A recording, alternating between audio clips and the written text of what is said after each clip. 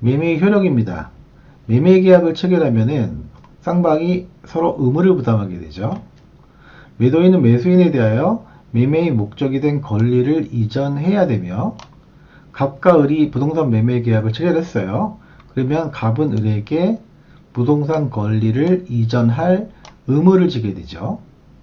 한편 매수인은 매도인에게 대금을 지급해야 됩니다. 즉 을은 갑에게 대금을 지급할 의무를 지게 되는 거죠.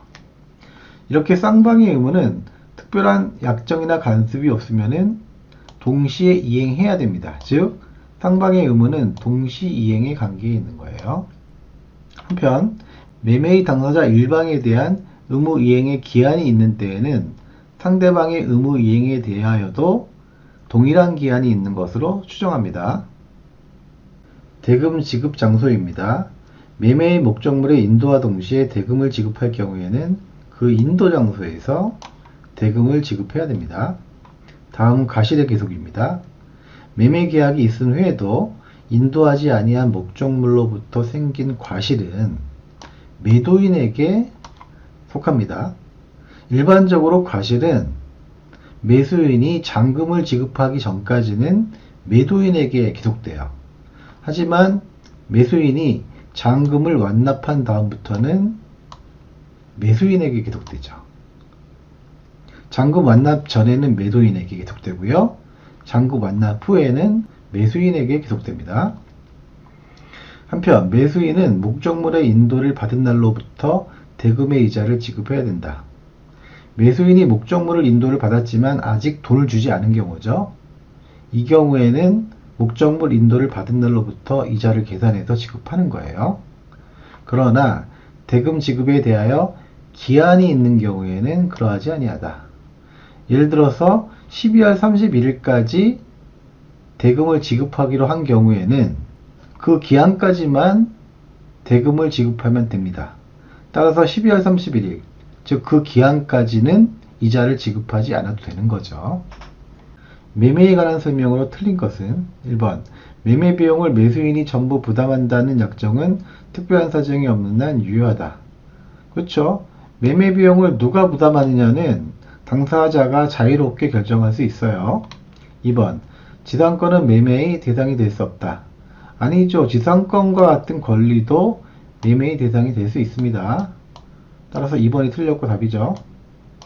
3번 매매 목적물의 인도와 동시에 대금을 지급할 경우 그 인도 장소에서 대금을 지급해야 된다. 그렇죠? 인도 장소에서 대금을 지급해야 됩니다.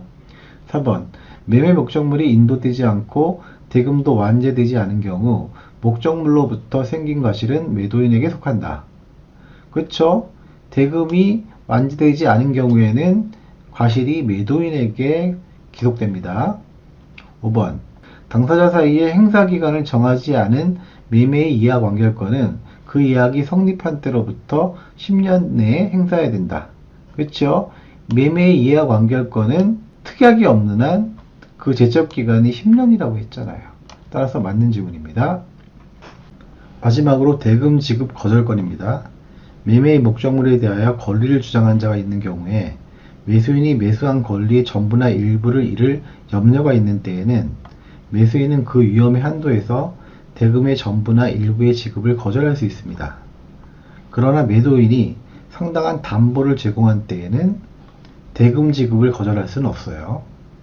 왜냐하면 문제가 생길 경우 매수인이 담보를 취하면 되니까요.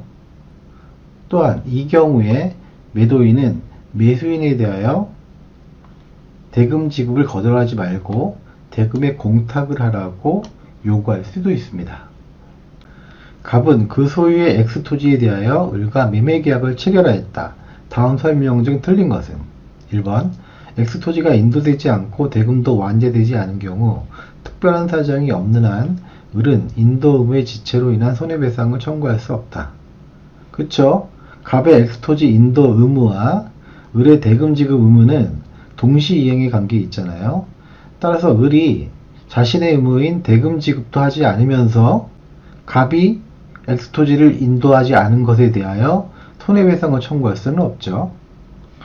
2번 을이 대금 지급을 거절할 정당한 이유가 있는 경우 엑스토지를 미리 인도받았더라도 그 대금에 대한 이자를 지급할 의무는 없다.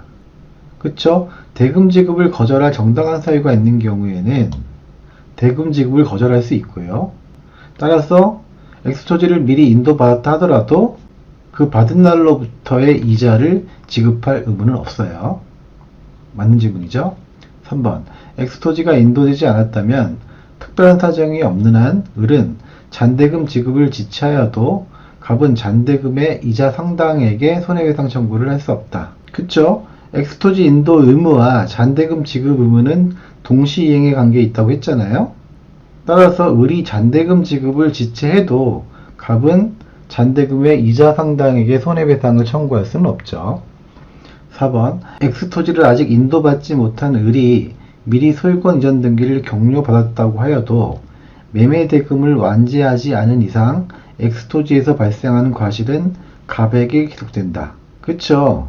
을이 매매대금을 완지하지 않았으면은 엑스토지에서 발생하는 과실은 매도인인 갑에게 기속되는 게 맞아요. 5번. 엑스토지가 인도되지 않았다면 을이 대금을 완지하더라도 특별한 사정이 없는 한 엑스토지에서 발생하는 과실은 갑에게 기속된다. 아니죠. 매수인인 을이 대금을 완지하면은 그때부터는 과실이 매수인 을에게, 갑이 아니에요. 매수인 을에게 기속되죠. 따라서 틀린 질문이고 5번이 답입니다.